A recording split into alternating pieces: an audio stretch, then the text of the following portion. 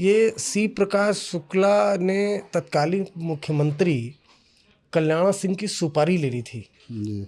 ये था क्या, मतलब ये बात कितनी सच्चाई है? और काफ़ी उसमें हाईलाइट थी और शायद इसके बाद ही सी प्रकाश शुक्ला पे काफ़ी एसटीएफ तेजी से लगी।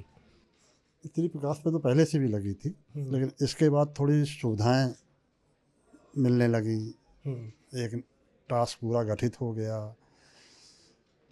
तो ये बात सही है कि वो एक पॉलिटिक्स थी। श्री प्रकाश शुक्ला ने कभी कल्याण सिंह जी की सुपारी नहीं ली थी। अच्छा जी, एक राजनीतिक मामला था जिसको उस तरह बनाया गया, हित साधने के लिए। हित क्या, कायदे में उनको मानना था उसको, उन्होंने उस तरफ डाइवर्ट कर दिया जिससे ये सब एसटीएफ गठित हो गई, ये सब पूरा हो गया और सारा यूपी पुलिस एसटीएफ सब श्री प्रकाश के पीछे लग गई। अरे तो काफ़ी इंटरेस्टिंग, पहली बार बताया। तो वो कौन पॉलिटिशियन थे क्या, वो कोई राजनीति या कौन थे वो जिसको सी प्रकाश शुक्ला को मारना था? उसने अफवाह फैला दिया। राजनीतिक व्यक्ति थे। राजनीतिक व्यक्ति थे। सी प्रकाश शुक्ला क्या करेक्टर था?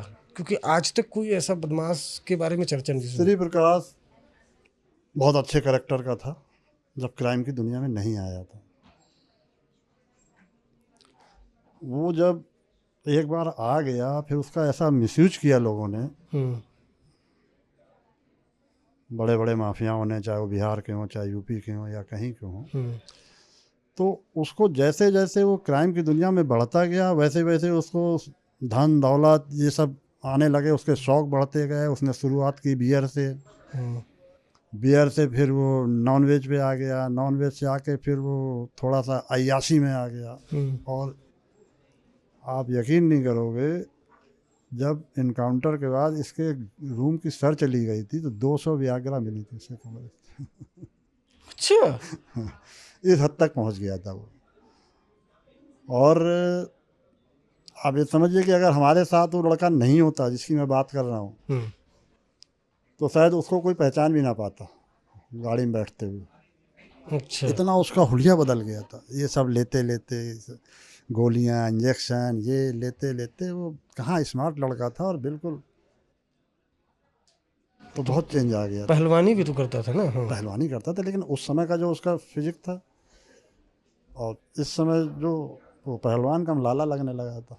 अच्छा, मैं ये देखता हूँ कि ख़ास तौर से यूपी में रहा है, मैंने देखा है, मैं खर रहा हूँ कि जो माफिया हैं या जो इस तरह के बदमाश हैं उनको राजनीतिक संरक्षण मिलता था। और बड़े बड़े जो पॉलिटिशियन, बाहुबली पॉलिटिशियन थे, वो कॉलेज गोइंग स्टूडेंट या लोगों को माफिया बनाने में कहा, जैसे जो लड़का बिगड़ गया घर से परिवार से, शौक होता था उस वक्त, उस दौर में कि भाई माफिया बनना है, फिल्में देखकर। ये तो क्या शिव प्रकाश शुक्ला के पीछे भी कोई राजनीतिक संरक्षण था या स्थानीय लेवल पर, लोकल लेवल पर नहीं, कभी? पहले तो उसने जो अपराध किया था उससे बचने के लिए वो राजनीतिक व्यक्तियों के पास गया था, लेकिन उसको बचाने की जगह उसका मिसयूज कर लिया लोगों ने कि लड़का दमदार है, ये है वो है, और उसको क्राइम की दुनिया में डाल दिया, बिहार भेज दिया।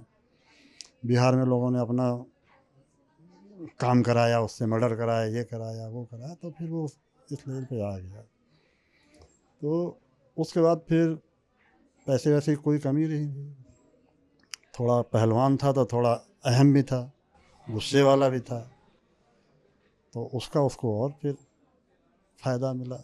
जब चाहा जिसको मार दिया, जब चाहा निकाल दिया। और बड़े बड़े माफिया डरते थे उससे, इतना खतरनाक था। इतना उससे। कोई सी प्रकाश शुक्ला का कोई ऐसा क्राइम, या मतलब आप इंटरसेप्ट कर ही रहे थे, उसको ट्रैक कर रहे थे, और जब इंटरसेप्ट कर रहे थे उस दौरान कोई ऐसा क्राइम जो उसने अंजाम दे दिया हो जिससे आपको या एसटीएफ की टीम को लगा हो कि यार ये हम रोक सकते थे या नहीं रोक पाए, ऐसा कुछ?